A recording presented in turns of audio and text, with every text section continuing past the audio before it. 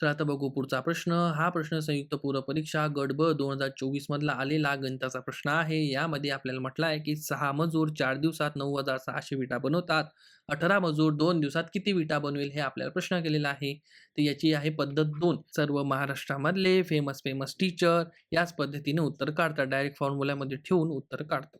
तर फॉर्म्युला असा आहे, की एम-डी-एच म्हणजे माणसं गुणिले दिवस अपॉन वर्क इक्वल टू माणसं म्हणजे एम गुणिले डी म्हणजे दिवस अपॉन डब्ल्यू म्हणजे वर्क.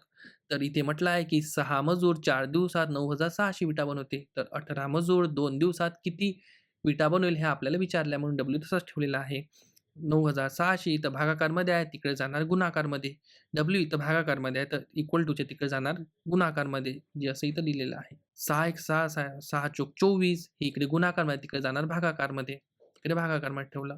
जेव्हा आपण याला सॉल्व्ह करतो, त्याचं उत्तर येते 14,400 जे आपलं उत्तर बरोबर आलेलं आहे. शॉर्ट्स व्हिडिओ असल्या कारणाने इथे फास्ट एक्सप्लेनेशन होते.